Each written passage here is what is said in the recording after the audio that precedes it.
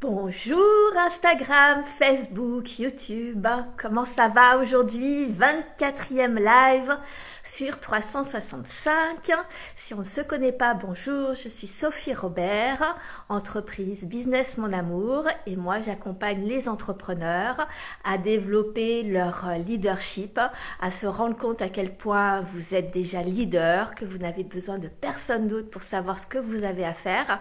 Par contre, savoir que tu dois apprendre à te faire confiance, à créer une vision, à développer ta capacité à rêver, à déployer ton courage, déployer ta résilience, déployer ton côté inarrêtable. Voilà, ça c'est ma spécialité. Et ici, je voudrais par ces lives vous partager plein de choses que j'ai compris, plein de subtilités qui depuis 24 ans que j'entreprends passent inaperçues en fait, hein, et nous pourrissent la vie. Quand on s'en rend pas compte, ça nous pourrit un peu la vie dans le quotidien, alors qu'en fait, hein, l'idée c'est d'entreprendre pour kiffer sa vie. En tout cas, c'est mon but. À moi, en tout cas, en tant qu'entrepreneuse, c'est mon but, hein, et c'est ce que je voulais te partager. J'espère que vous allez bien. Dis-moi, est-ce que tu vas bien? C'est une vraie question. On ne demande jamais... Ah, coucou Béa! Je crois que c'est Béa. Ou c'est Sandrine. Je vois pas bien la petite pastille. C'est Béa, trop bien, j'en étais sûre. Je te fais des bisous. Comment vas-tu, ma Béa? Comment allez-vous? C'est une vraie question. Je ne demande jamais aux entrepreneurs comment ils vont. Ils sont censés aller bien, ils sont censés être toujours déterminés, toujours avancés. On ne dit pas la réalité de comment on se sent parce qu'on a toujours un peu peur de qu'est-ce que vont penser les autres ou autres. Ou alors on se cache derrière toujours les mêmes excuses de la crise. C'est compliqué, c'est difficile, mais moi là, la question c'est vraiment comment te sens-tu aujourd'hui? Comment te sens-tu dans ton entreprise?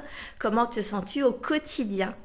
Donc c'est une vraie question. Donc n'hésite pas à me le partager dans les commentaires. Ah ça y est, j'ai chaud.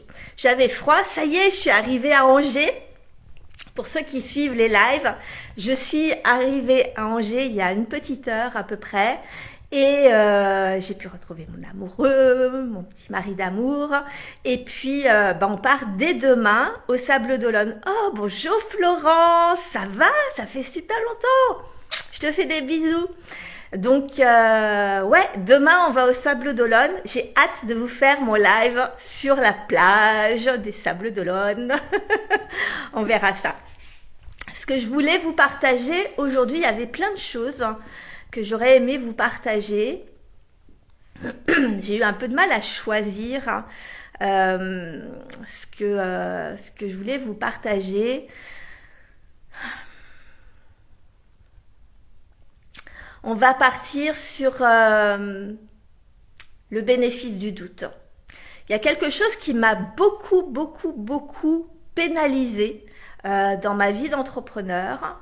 C'est cette compétence que l'on a à donner le bénéfice du doute aux autres, à avoir cette sensation que c'est quand on est motivé, quand vraiment on est déterminé à développer une entreprise de dingue, on a une capacité à apprendre des autres.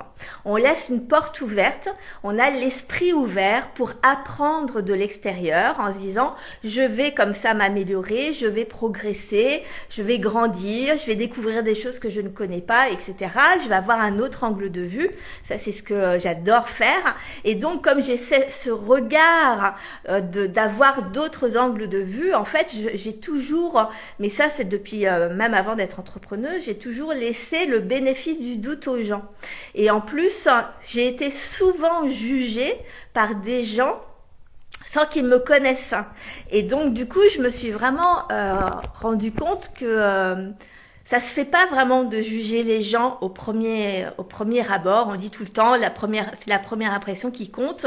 Mais la réalité, c'est que ta première impression, c'est basé sur un aspect, sur un ressenti, sur une circonstance, sur un point un point, un temps T, un instant T, et ça veut pas dire grand chose. Je me suis aperçue plein de fois où moi-même, j'essaye de mon mieux de ne jamais juger au premier abord parce que j'ai horreur qu'on le fasse pour moi, donc j'essaye de ne pas le faire aux autres. Et en fait, on s'aperçoit que notre cerveau, il a cette capacité à juger très rapidement. Et donc, il faut souvent prendre du recul pour pouvoir se dire non, arrête de juger. Peut-être que, et en plus, je me suis aperçue plein de fois que le jugement de premier abord n'avait vraiment rien à voir avec la réalité de ce qu'est la personne. Et donc j'essaie de le corriger vraiment et ça change beaucoup de choses en fait. Sauf que le pendant de ça, c'est que je laisse toujours le bénéfice du doute aux gens aussi, dans l'autre sens. Et j'ai eu une période où quand c'est compliqué dans ton entreprise, quand tu as perdu un peu tes repères, quand tout d'un coup tout fonctionnait et puis qu'à un moment donné, ben il y a un truc qui coince, il y a un truc ça fonctionne pas, il y a un truc ça avance pas, etc. Eh bien tu as tendance à laisser les autres te dire des choses et tu finis par croire plus l'extérieur que toi. Est-ce que ça t'est déjà arrivé? Ça m'est arrivé 1 million de fois. Mais vraiment, que d'avoir cette sensation que les autres savent mieux que nous-mêmes. Sauf que de faire ça, ça te désaligne complètement de qui tu es. Tu remets en plus, tu laisses l'extérieur diriger ta vie et tu perds complètement ta capacité à te faire confiance à toi. Ce qui fait que ça t'entraîne dans quelque chose d'assez malsain parce que plus ça va et plus tu crois que les autres ont plus raison que toi. Et donc du coup, tu essayes de suivre les conseils d'à droite, à gauche, ou alors tu prends les jugements qu'ils ont vis-à-vis de toi, les gens qui croient pas en toi, les gens qui te comprennent pas, les gens qui te disent non mais tu devrais faire comme ci ou comme ça, mais t'es sûr que tu dois faire ça, et puis qui te renvoient toutes leurs peurs, etc. Et en fait, ça crée un vrai désalignement, ce qui fait qu'à un moment donné, tu te fais même plus confiance. Sauf que moins tu te fais confiance, plus tu fais confiance à l'extérieur, plus tu te sens impuissant dans ta vie et dans ton entreprise. Et plus tu perds cette capacité à suivre ton intuition, à suivre ta vision à toi, ça brouille ta vision. Moi j'ai vécu ça aussi, ça brouille la vision en disant bah non finalement c'est pas possible, c'est trop pour moi, j'y arriverai jamais, ou peut-être que c'est vrai que ça n'existe pas donc que ça va pas marcher, ou peu importe en fait quelle est ta vision que tu as. Et du coup, ça crée ce décalage de te sentir comme un ovni par rapport à tout le monde, d'avoir l'impression d'être pas comme les autres, d'être toujours un peu en décalage, etc. Et tout ça, j'ai l'impression qu'il y a un écho. Vous me direz, je suis dans la chambre de Philippe, mais j'ai l'impression qu'il y a un écho. En tout cas, moi, j'entends l'écho. Tout ça, ça crée ça crée du brouillard, ça crée le doute, ça crée de l'incertitude, ça amplifie le stress, ça amplifie l'angoisse. Donc, si tu pouvais observer aujourd'hui toutes les fois où tu crois que les autres ont plus raison que toi, que ce soit ton conjoint, ta conjointe, tes enfants, tes parents, tes amis, tes clients, ton banquier, ton comptable, tes partenaires, les médias, peu importe en fait. J'ai l'impression que je tombe encore malade. Ça va faire la 4e ou la 5e fois depuis le mois de septembre. Ça commence à faire beaucoup. Hein.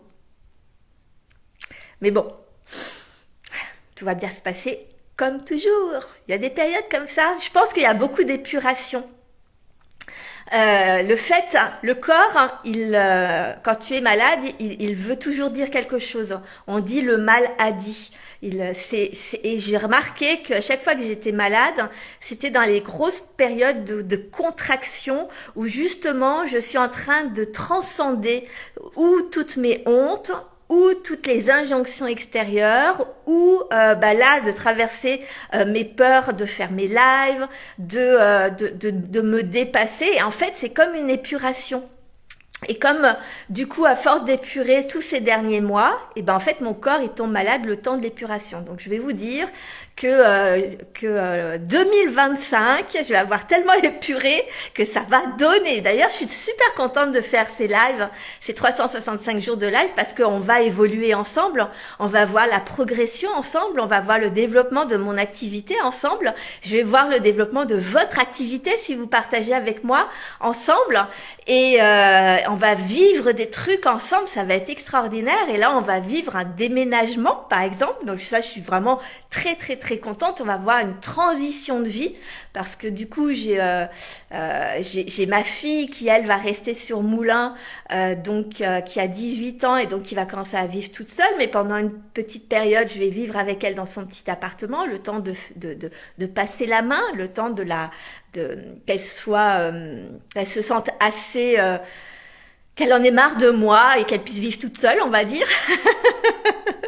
Et puis ma transition pour repartir vivre avec mon mari, on va partir au Sables d'Olonne et ça va être extraordinaire, je suis tellement heureuse. Les Sables d'Olonne, c'est vraiment une manifestation pour ceux qui croient à la manifestation, à l'univers, etc. C'est vraiment quelque chose qu'on avait demandé de vivre en bord de mer. Et là en plus l'appartement il est à 700 mètres de la plage à pied, c'est extraordinaire, j'ai tellement hâte, on verra ça demain. Donc bref, voilà, je me suis un petit peu éparpillée, c'est parce que du coup j'apprends à être plus moi sur les réseaux, c'était le but de tous ces lives. Et de transcender toutes mes peurs, de faire tomber les masques, voilà, que vous me découvriez comme je suis foncièrement moi, parce que je me rends compte que plus on est proche de moi et plus les transformations sont impressionnantes, les transformations des gens autour de moi, que ce soit ma famille, mes amis, les gens mes clients qui me côtoient, etc. Mais j'arrivais pas à transparaître ça sur les réseaux sociaux. Et moi, ce que je veux, c'est vraiment vous partager justement toute cette expertise, cette expérience de 24 ans d'entrepreneuriat, plusieurs entreprises, une vie de famille extraordinaire, un couple extraordinaire, de revenir à l'essentiel. J'ai tellement été aussi, ce qui détourne beaucoup, mais on en parlera une autre fois parce que sinon ce live va durer trop longtemps, mais ce qui détourne beaucoup, c'est toute cette notion financière. Il y a des entrepreneurs qui sont faits pour gagner de l'argent, dans le sens où ils adorent les chiffres, ils adorent le challenge, ils adorent vraiment cet aspect de l'entrepreneuriat.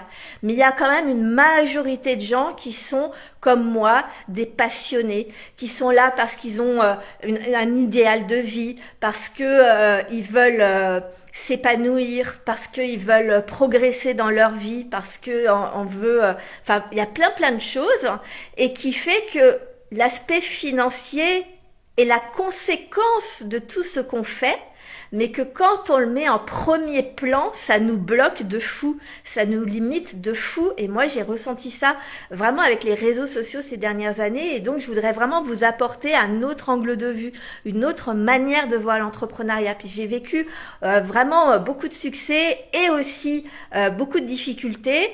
Mais j'ai été creuser les difficultés, j'ai été chercher des apprentissages, j'ai été chercher une autre façon de penser que la honte, que le fait de le cacher, le fait de ne pas en parler, le fait d'avoir peur du jugement. J'ai été chercher au contraire comment on peut utiliser tout ça pour développer son entreprise, pour qu'au contraire ça soit vraiment un outil pour se développer et pour que l'on crée des vrais entrepreneurs qui sont comme un capitaine de bateau qui sait manier son bateau en pleine tempête. Moi, je veux ça. Je veux créer des vrais capitaines de bateau.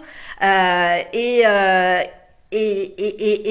tempête, elle fait partie de la vie de ce capitaine, comme les échecs, les difficultés, les périodes de traversée du désert, etc., font aussi partie de la vie d'un dirigeant d'entreprise. Et ça n'a rien d'exceptionnel, ça n'a rien de honteux, ça n'a rien ça n'a surtout pas à être jugé, parce que c'est là qu'on voit les vrais dirigeants. Ce sont ceux qui restent, ce sont ceux qui continuent d'apprendre, ce sont ceux qui se relèvent, ce sont ceux qui apprennent les leçons. Donc voilà ce que je voulais vous partager. Bon, c'était un live un peu brouillon, mais c'est pas grave. Vous me direz ce que vous avez retenu de ce live. Pour ceux qui sont restés jusqu'au bout, comme d'habitude, mettez-moi un petit hashtag tout vu, par exemple. Et comme ça, je saurai les vrais qui regardent les lives jusqu'au bout. J'espère que ma connexion a été bonne. En tout cas, j'ai hâte de vous retrouver demain au Sable d'Olonne. Je vous souhaite une merveilleuse journée. Prenez soin de vous. Et votre guide, le plus important, c'est comment vous sentez-vous. Quand vous dirigez votre vie et votre entreprise à partir pas des objectifs, à partir du comment tu veux te sentir dans ta vie et dans ton entreprise, il y a vraiment beaucoup de choses qui changent et qui se mettent en place et qui sont absolument extraordinaires. Donc, comment vas-tu? Comment te sens-tu? Dis-le moi dans les commentaires. À demain!